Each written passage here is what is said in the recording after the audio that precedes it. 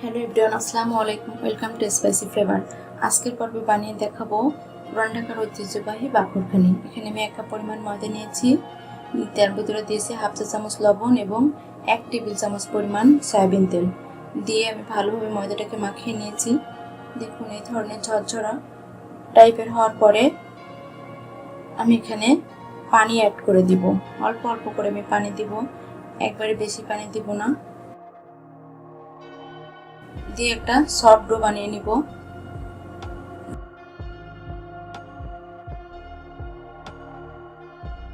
আমরা রুটি কিংবা পরোটা বানানোর জন্য যে ধরনের ডো বানাই ওই ধরনের একটা ডো বানিয়ে নিব।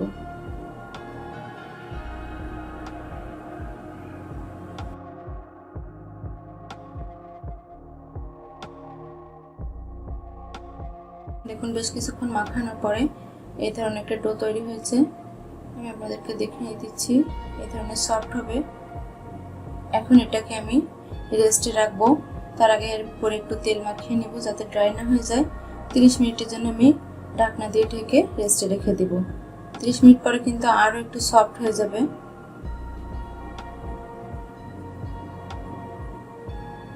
এখন দেখুন একটি পাত্রে আমি হাফ কাপ পরিমাণ বাটার নিয়েছি এবং হাফ কাপ পরিমাণ সয়াবিন তেল মিশিয়ে নিব। এটাকে এখন আমি ওভেনে দিয়ে গলিয়ে নিব। দেখুন বাটারটা গলিয়ে নিয়েছি। এটা কিন্তু বাটার অয়েল হয়ে গেল, এটা আমার লাগবে।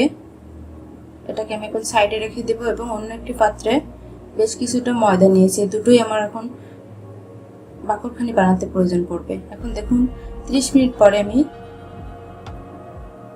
ডোটা দেখিয়ে দিলাম কতটা সফট হয়েছে। একটু মধ্যেও নিয়েছি। এখন দেখুন এই ধরনের একটা বড় জায়গা লাগবে আমার, কারণ বাকরখানির রুটি অনেক বড় করে বেলতে হয়। তার জন্য আমি এই জায়গাটা চুজ করেছি। তার এখানে আমি ভালোভাবে একটু বাটার অয়েল মাখিয়ে নিয়েছি এবং বিলানিতেও একটু বাটার অয়েল মাখিয়ে নিয়েছি। এখন ডোটা দিয়ে একটা পাতলা, যতটা সম্ভব পাতলা করা যায় সেরকম একটা রুটি বেলে নিব।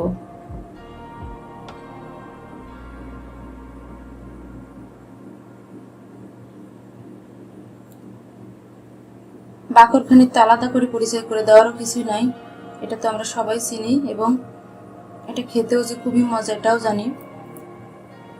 আর আমি যেভাবে বানাচ্ছি হুবহু যদি এইভাবে আপনারা স্টেপ বাই স্টেপ ফলো করেন তাহলে কিন্তু আপনাদের বাকরখানিও বেকারির থেকে ভালো ছাড়া খারাপ হবে না।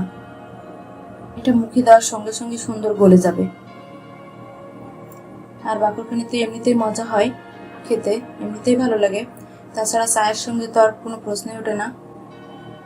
তারপরেও মিষ্টি, যে কোনো মিষ্টি জাতীয় আইটেমের সঙ্গেও যায় সুন্দর।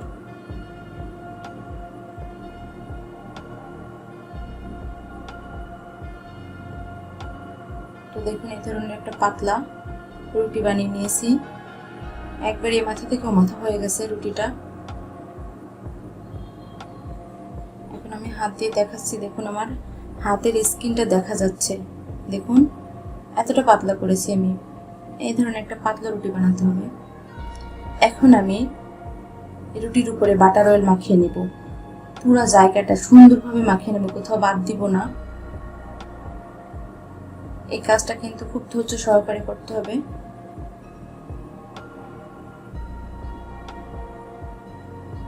তারপরে এর উপরে আমি আবার দিয়ে দিব ময়দা। ময়দা দিয়ে পুরো যে বাটার অয়েল দিয়েছি, ময়দা কিন্তু বাটার অয়েলটাকে এখন রিমুভ করে দিবে। এইভাবে আমি 2 বার করব সেম কাজটি, আরো একবার করব।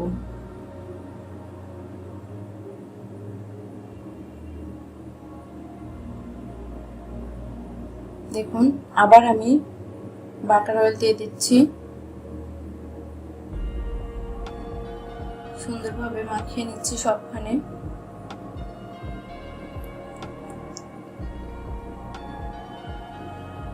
সব জায়গায় মাখানোর পরে এখন আমি কিন্তু আবার এটার উপরে ময়দা ছিটিয়ে দিব, দিয়ে আবার বাটার অয়েলটা রিমুভ করে নিব। এমনভাবে ময়দা দিতে হবে যেন বাটার অয়েল যেটা দিয়েছি এটা যেন স্যুপ করে নেয়।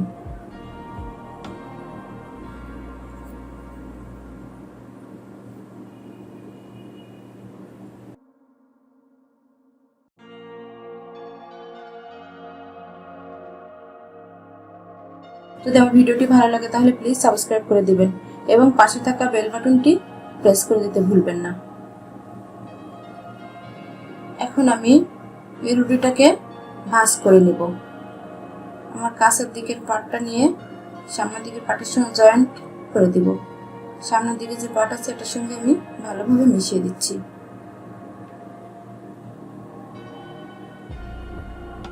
এবং জয়েন্টটা ভালোভাবে সিল করে দিব যাতে পরে খুলে না আসে।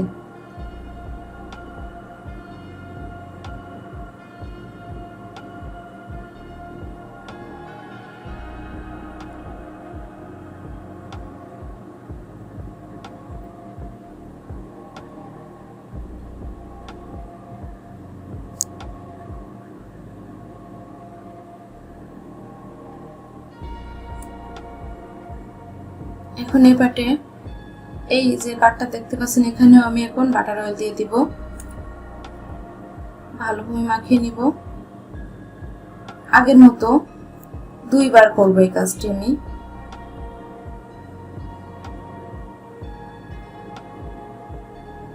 এবং ময়দা ছিটিয়ে দিচ্ছি।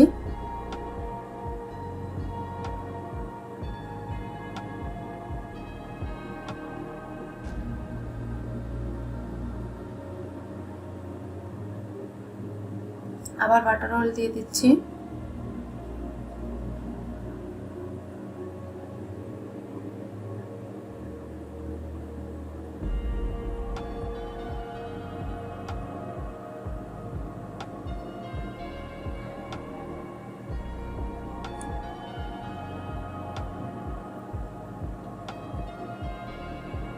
এবং আবার ময়দা দিয়ে দিচ্ছি।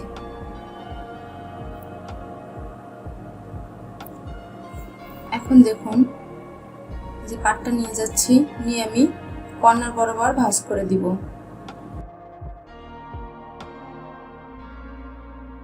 অপর সাইডের পাটটা নিয়েও আমি ভাঁজ করে দিব। 2 পাট কাছাকাছি নিয়ে জয়েন্টটা আমি চেপে চেপে আটকে দিব, ভালোভাবে আটকে দিব। এখন এখানেও আমি বাটার অয়েল দিয়ে দিচ্ছি।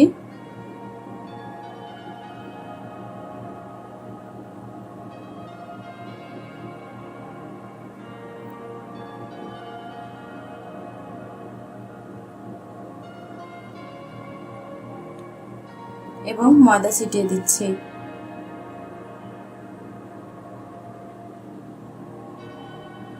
আমি আবার বাটার অয়েল দিয়ে দিব।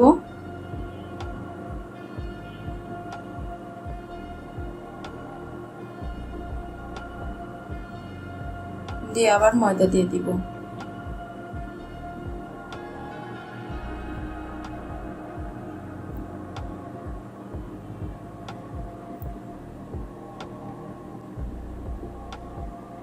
এখন দেখুন আমি এভাবে ভাঁজ করে 3 পার্ট একখানে করে ফেলবো। দেখুন একখানে করে নিচ্ছি 3 পার্ট। এবং জয়েন্টগুলো আমি ভালোভাবে আটকে দিব। এখন টেনে একটু কাছাকাছি নিয়ে আসছি, এতক্ষণ অনেক বড় ছিল এজন্য আনা যায়নি। দেখুন জয়েন্টগুলো আমি হাত দিয়ে ভালোভাবে চেপে চেপে আটকে দিয়েছি। এখন যেটা করতে হবে সেটা হচ্ছে আমি একটা ভাঁজ করে রোল করে নিব। সামনের দিকের পাটটা আমি আস্তে আস্তে টেনে টেনে একটা রোল বানিয়ে নিচ্ছি। একটু খেয়াল করলে বুঝতে পারবেন।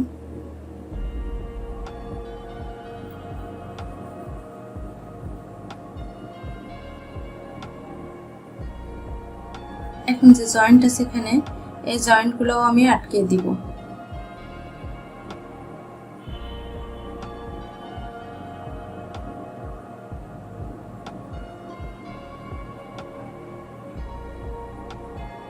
দেখুন এখন আমি হাত দিয়ে ছোট ছোট লেচি কেটে নিচ্ছি।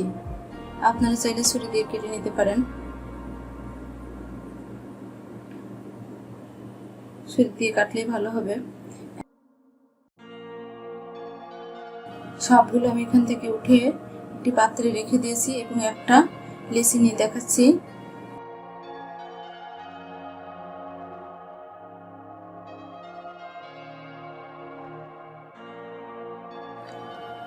এখন দেখুন লেচিটা নিয়ে আমি যেখান থেকে ছিঁড়েছি এই দুই মুখটা আমি ভালোভাবে হাত দিয়ে একটু প্রেস করে দিয়ে যাতে খুলে না আসে, এখন আমি সফট হাতে এটাকে বাকরখানি সাইজ করে বেলে নিয়েছি এবং পুরুত্ব দেখিয়ে দিয়েছি। 1/2 ইঞ্চি পরিমাণ পুরো করে রেখেছি।